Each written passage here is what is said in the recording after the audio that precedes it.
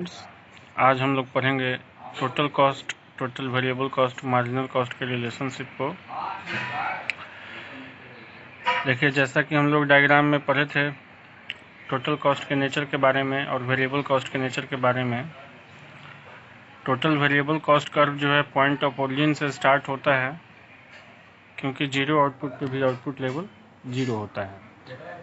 इसका law of variable proportion की वजह से इन्वर्टेड एस का ये शेप बनाता है। टोटल कॉस्ट जो है वो वाई एक्सिस के पॉइंट से स्टार्ट होता है, क्योंकि यहाँ जीरो आउटपुट पे भी कुछ ना, जब हमारा आउटपुट लेवल जो है जीरो होता है तो भी कुछ ना कुछ पॉजिटिव फिक्स कॉस्ट होता है।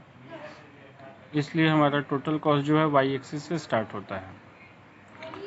चूँकि फिक्स कॉस्ट कांस्टेंट होता है, इसलिए टोटल कॉस्ट और वेरिएबल कॉस्ट का डिफरेंस भी कांस्टेंट होता है, और टोटल कॉस्ट जो है वो वेरिएबल कॉस्ट कर्व के पैरेलल होता है। लॉ ऑफ वेरिएबल प्रोपोर्शन की वजह से ही मार्जिनल कॉस्ट कर्व का शेप जो होता है वो यू के आकार का होता है। तो इसी कर्व के शेप के आधार पे हम लोग रिलेशनशिप को स्टडी करेंगे कि इनिशियली जब मार्जिनल कॉस्ट हमारा घट रहा होता है तो देखिए टोटल कॉस्ट बढ़ेगा, टोटल वेरिएबल कॉस्ट भी बढ़ेगा, लेकिन बढ़ने का रेट जो होता है वो कम होता है। यानी पहले 10 से बढ़ा, फिर 8 से बढ़ा, फिर 5 से बढ़ा, फिर 4 से बढ़ा। इस तरह से बढ़ने का रेट जो है उसका घटता है। दूसरा कि अगर बीच में कांस्टेंट रिटर्न का स्टेज आता है और यहाँ मार्जिनल कॉस्ट अगर कांस्टेंट होता है तो टोटल वेरिएबल कॉस्ट और टोटल कॉस्ट दोनों ही उस सिचुएशन में कांस्टेंट रेट से बढ़ते हैं। तीसरा है कि जब मार्जिनल कॉस्ट आपका बढ़ने लगता है, यानी diminishing returns to a factor का जब स्टेज आता है, एमसी बढ़ने लगता है, तो उस सिचुएशन में वेरिएबल कॉस्ट और टोटल कॉस्ट ये दोनों ही बढ़ते हैं और इनके बढ़ने का रेट भी बढ़ जाता है। यानी पहले 10 रुपये से बढ़ेगा, फिर 12 रुपये से बढ़ेगा, फिर 15 रुपये से बढ़ेगा, यानी बढ़ने का रेट जो है वो बढ़ जाता है। तो इस तरह से हम लोग तीन रिलेशनशिप देखे इस डायग्राम के through, marginal cost total cost के बीच, मार्जिनल कॉस्ट और टोटल वेरिएबल कॉस्ट के बीच। इसी तरह से आगे हम लोग देखेंगे मार्जिनल कॉस्ट और एवरेज कॉस्ट के बीच के रिलेशनशिप को। इसमें देखिए ये आपका जो कर्व है मार्जिनल कॉस्ट कर्व, पहले ये एवरेज कॉस्ट के बिलो है और जहाँ एवरेज कॉस्ट मिनिमम है वहाँ पे ये इसको कट करते हुए ऊपर से निकल जाता है, ऊपर निकल जाता है। तो यहाँ हम देखते हैं पहले कि जब हमारा एवरेज कॉस्ट घटता है, इनिशियली देखिए एवरेज कॉस्ट हमारा डिक्रीज कर रहा है तो मार्जिनल कॉस्ट भी डिक्रीज करता है, और मार्जिनल कॉस्ट का फिगर एवरेज कॉस्ट से छोटा होता है। चूँकि मार्जिनल कॉस्ट के चेंज होने का रेट जो है वो एवरेज कॉस्ट से ज़्यादा होता है, इसलिए मार्जिनल कॉस्ट अपने मिनिमम पॉइंट पे पहले पहुंचता है, और जब तक एवरेज कॉस्ट घट रहा होता है तो मार्जिनल कॉस्ट बढ़ना शुरू हो जाता है। इसलिए जब एवरेज कॉस्ट अपने मिनिमम पॉइंट पे पहुंचता है तो मार्जिनल कॉस्ट उसको वहाँ कट करता है। यानी जब एवरेज कॉस्ट अपने मिनिमम पॉइंट पे होता है तो वहाँ मार्जिनल कॉस्ट और एवरेज कॉस्ट दोनों ही एक दूसरे के इक्वल होते हैं। उसी तरह से जब आगे फिर मार्जिनल कॉस्ट और एवरेज कॉस्ट जो है बढ़ना शुरू होता है तो मार्जिनल कॉस्ट का फिगर एवरेज कॉस्ट से बड़ा हो जाता है।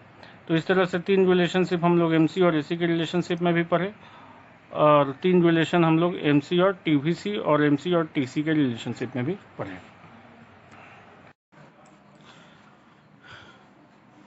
अब हम लोग देखते हैं कॉस्ट से रिलेटेड कुछ न्यूमेरिकल प्रॉब्लम्स को। देखिए यहाँ क्वेश्चन दिया गया है जिसमें आउटपुट का लेवल और टोटल कॉस्ट का लेवल दिया हुआ है, दिस इज टीसी, और हमें फाइंड आउट करना है total fix cost, average fix cost, total variable cost, marginal cost, average variable cost and average cost. तो देखिए हम लोग पढ़े थे कि टोटल कॉस्ट जो होता है ये टोटल फिक्स्ड कॉस्ट और टोटल वेरिएबल कॉस्ट इन दोनों का सम होता है। और हम लोग ये भी पढ़े थे कि जब आउटपुट लेवल जीरो होता है तो वेरिएबल कॉस्ट हमारा उस आउटपुट लेवल पे जीरो होता है। यानी देखिए जीरो आउटपुट पे हमारा टोटल कॉस्ट कितना हो गया 60, और टोटल फिक्स्ड कॉस्ट में total variable cost zero output पे कितना होगा जीरो। यानी जीरो आउटपुट पे वेरिएबल कॉस्ट जीरो है और जीरो आउटपुट पे टोटल कॉस्ट 60 है, तो टोटल फिक्स्ड कॉस्ट का फिगर हम लोग निकाल सकते हैं यहाँ, डेट इज 60। ठीक, तो इस तरह से हमने इस वीडियो ये यहाँ पे देखा कि हमारा जो फिक्स कॉस्ट का फिगर आया है वो हो गया 60। अब चूंकि हम लोग पढ़े थे कि जो हमारा फिक्स कॉस्ट होता है वो कांस्टेंट होता है, तो हर एक आउटपुट लेवल पे फिक्स कॉस्ट का फिगर जो होगा वो कांस्टेंट हो जाएगा। ठीक है, तो इस तरह से हम लोग टोटल फिक्स कॉस्ट कैलकुलेट कर लिए। अब देखिए एवरेज फिक्स कॉस्ट निकालना है, तो एवरेज फिक्स कॉस्ट के बारे में हम लोग पढ़े थे कि average fix cost is the fix cost per unit of output produced, यानी टोटल फिक्स कॉस्ट में आउटपुट से डिवाइड किया जाएगा तो हमारा एवरेज फिक्स कॉस्ट का फिगर आ जाएगा। तो जैसे यहाँ पहला हमारा जो है टोटल फिक्स कॉस्ट हो गया 60 और आउटपुट हो गया 0, तो इनफाइनाइट हो गया। उसी तरह 60/1 आउटपुट हमारा यहाँ देखिए 1 है और फिक्स कॉस्ट 60 है, तो ये हो गया 60। यहाँ देखिए टोटल फिक्स कॉस्ट 60, आउटपुट 2 यानी 60/2 दैट इज 30, 60/3 20, 60/4 15, 60/5 12 एंड 60/6 10। तो इस तरह से हमारा एवरेज फिक्स कॉस्ट जो है वो निकल गया। अब देखिए नेक्स्ट हमारा टीवीसी निकालना है, तो हम लोग पढ़े थे इसी फार्मूला से डिराइव करेंगे, जैसे यहाँ डिराइव किए हैं कि TVC is equal to TC minus TFC. निकाल सकते हैं, टीएफसी को इधर ला के हम माइनस कर सकते हैं तो टीवीसी निकल जाएगा, यानी टोटल कॉस्ट में से फिक्स कॉस्ट को हम घटा देते हैं टोटल फिक्स कॉस्ट को, तो वेरिएबल कॉस्ट आ जाएगा। यहाँ देखिए टोटल कॉस्ट है 60, फिक्स कॉस्ट है 60, टोटल कॉस्ट में से टोटल फिक्स कॉस्ट घटा तो वेरिएबल कॉस्ट 0, फिर 80 में से 60 घटाएंगे तो 20, ठीक है। उसी तरह 100 माइनस 60 करेंगे 40, 111 minus 60 51, 116 minus 60 56, 130 minus 60 70 and 150 minus 60 90। तो इस तरह से हमने टोटल वेरिएबल कॉस्ट को भी निकाल लिया। अब हम लोग पढ़े थे कि जो मार्जिनल कॉस्ट होता है वो एडिशनल कॉस्ट होता है, और वो एडिशनल कॉस्ट जो है वो डिराइव होता है हमारा वेरिएबल कॉस्ट से, क्योंकि जो भी चेंजेस होते हैं वो सिर्फ वेरिएबल कॉस्ट में ही होते हैं, है ना। तो यहाँ पे हमारा पहले जो वेरिएबल कॉस्ट है 0, और फिर एडिशनल 1 यूनिट प्रोडक्शन बढ़ने पर वेरिएबल कॉस्ट हो गया हमारा बढ़ के 0 से 20, यानी कि यहाँ पे हमारा मार्जिनल कॉस्ट हो गया 20, फिर यहाँ 20 से बढ़ के 40 हुआ, ये भी हो जाएगा 20, फिर 40 से 51 हो गया तो 11, 51 से 56 हुआ 5, 56 से 70 हो गया यानी 14 हुआ, और 70 से 90 हुए यानी कि 20। तो इस तरह से मार्जिनल कॉस्ट हम वेरिएबल कॉस्ट से डिराइव कर लिए।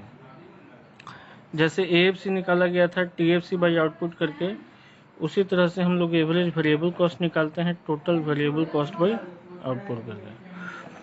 तो टोटल वेरिएबल कॉस्ट हमारा यहाँ पे देखिए पहले तो 0 हो गया बाई 0, नॉट डिफाइंड हो जाएगा ये। इसके बाद यहाँ हमारा टोटल वेरिएबल कॉस्ट है 20, आउटपुट हो गया 1 20, 20/2 10, सॉरी 40/2 20, 51/3 17, 56/4 14, 70/5 14, और लास्ट में है 90/6 15। तो ये हम लोग का एवरेज कॉस्ट आ गया टोटल वेरिएबल कॉस्ट में आउटपुट से डिवाइड करके, ठीक है। और लास्ट में एवरेज कॉस्ट कैसे निकालेंगे, तो टोटल कॉस्ट में आउटपुट से डिवाइड कर दिया जाएगा तो एवरेज कॉस्ट आ जाएगा। जैसे 60/0, सेकंड है 80/1, थर्ड हो गया 100/2, 111/3,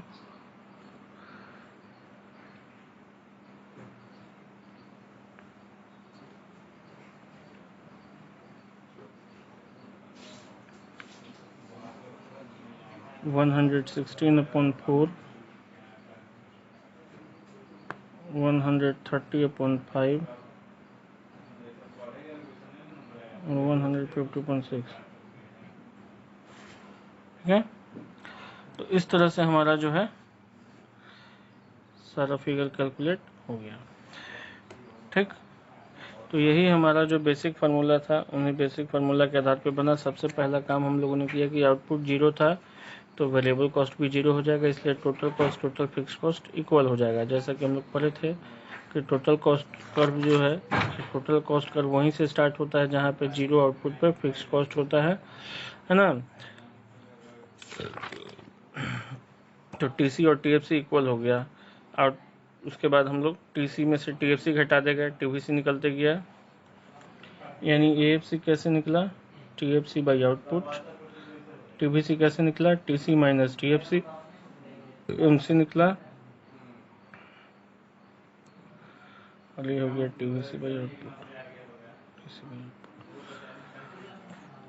ठीक है, तो इस तरह से जो है हमारा न्यूमेरिकल प्रॉब्लम सॉल्व होगा। आप लोगों को कुछ टास्क मैं देता हूं जो आप कीजिएगा, क्वेश्चन बनाइएगा, कोई प्रॉब्लम होगा तो उसको फिर पूछिएगा।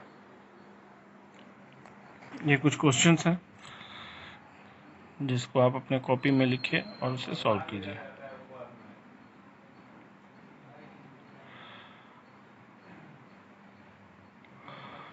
यहाँ से